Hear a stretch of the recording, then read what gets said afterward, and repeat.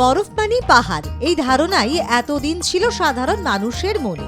দার্জিলিং, কার্শিয়াং বা সিকিমের তুষারপাত দেখতেই শীতের মরশুমে ভিড় জমান পর্যটকরা, কিন্তু এবার সেই পরিচিত ছবিতে ব্যতিক্রমী চমক দিল পুরুলিয়া। পাহাড় নয়, রাজ্যের পশ্চিম প্রান্তের এই রুক্ষ ও শুষ্ক জেলাতেই দেখা মিলল বরফের আস্তরণ। প্রবল ঠান্ডার দাপটে পুরুলিয়ার ঝালদা এবং বান্দোয়ানের ব্লকে তৈরি হয়েছে ভূমি তুষার, যা স্থানীয় বাসিন্দাদের কাছে একেবারেই বিরল এবং অভূতপূর্ব ঘটনা। রবিবার ঝালদা ব্লকের খামার যাওয়ার রাস্তার ধারে একটি খড়ের গাদার উপর হালকা সাদা তুষারের আস্তরণ দেখতে পান প্রাতঃভ্রমণকারীরা। প্রথমে অনেকে বিষয়টিকে সাধারণ শিশির বলে মনে করলেও কাছে গিয়ে স্পষ্ট বোঝা যায় সেটি আসলে জমে যাওয়া বরফ। মুহূর্তে সেই খবর ছড়িয়ে পড়তেই এলাকায় কৌতূহলী মানুষের ভিড় জমতে শুরু করে। মোবাইল ক্যামেরায় সে দৃশ্য বন্দী করতে ব্যস্ত হয়ে পড়েন অনেকে। স্থানীয়দের দাবি, পুরুলিয়ার শীত নতুন নয়, কিন্তু এভাবে খোলা জায়গায় বরফ জমার অভিজ্ঞতা তাঁদের জীবনে এই প্রথম। এই ব্যাপারটা, এই কৌতূহল নিয়েই আমরা সেখানে পৌঁছে গিয়েছিলাম এবং যেটা দেখলাম, চাক্ষুষ করলাম আমরা, সেটা খড়ের গাদায় বিভিন্ন পাইপে যেগুলো খোলা আকাশ, জলীয় বাষ্প রয়েছে এই স্যাঁতস্যাঁতে জায়গায়, ক্ষেত, ধানের ক্ষেত, ফসলের ক্ষেত, এই সংলগ্ন এলাকায় যে খড়ের গাদা বা অন্যান্য যে জিনিস রয়েছে তার উপরে ছোট ছোট সাদা তুষার কণা লক্ষ্য করা গিয়েছে। এটা অবশ্যই এই গত কয়েকদিন ধরেই দেখা যাচ্ছে ওই এলাকায় ঝালদা থেকে খামার যাওয়ার যে রাস্তা, সেখানেই কিন্তু এটা মূলত দেখা গিয়েছে।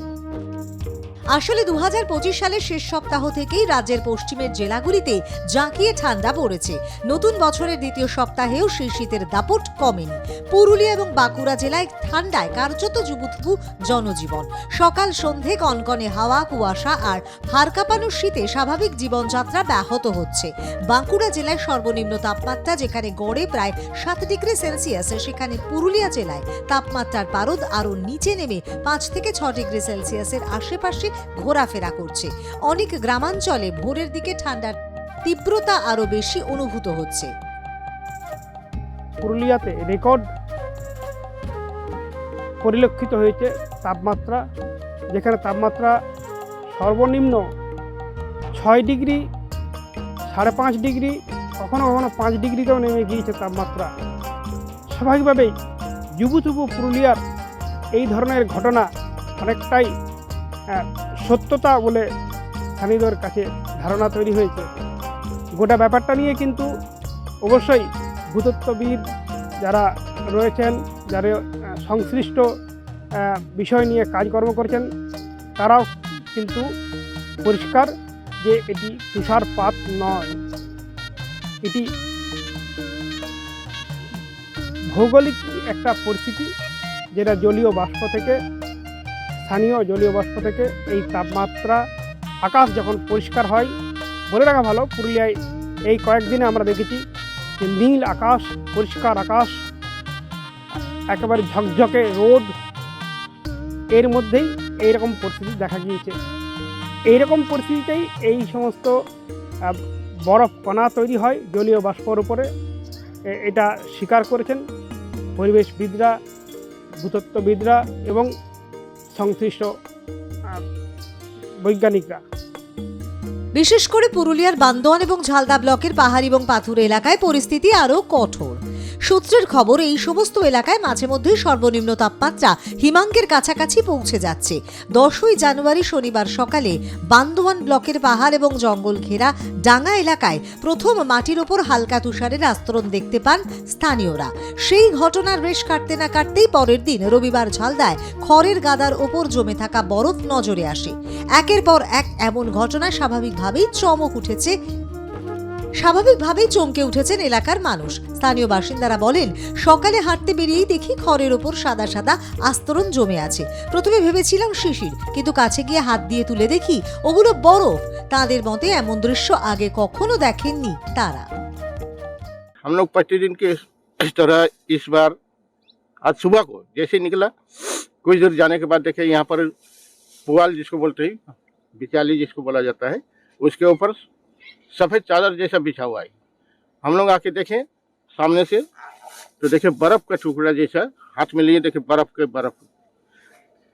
और हम लोग इतना मजा किए यहाँ पर, कश्मीर का लोग भी शर्मा जाएगा यहाँ पर इन लोग कितना मजा ले रहा है।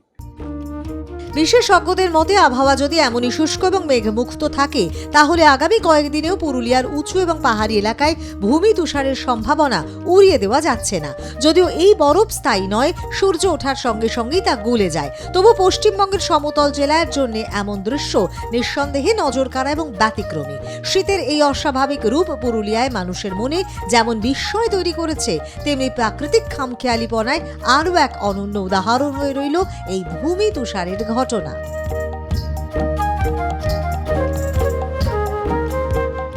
আকাশ, পুরুলিয়া এই সময় আকাশ এত নীল কখনো আকাশ দেখা যায়নি, এই কদিন যা দেখা গেছে।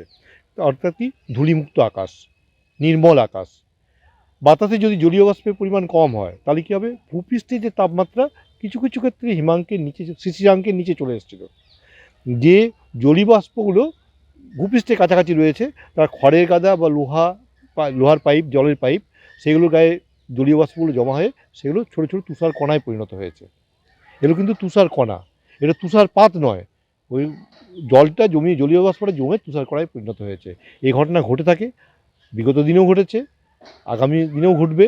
তার কারণ ছিল এই সময় আকাশ ছিল নির্মল, দূষণমুক্ত, বাতাসের প্রবাহ কম ছিল এবং ভূপৃষ্ঠ থেকে তাপ যে নির্গত হয়েছে সেটা আর ফিরে আসেনি।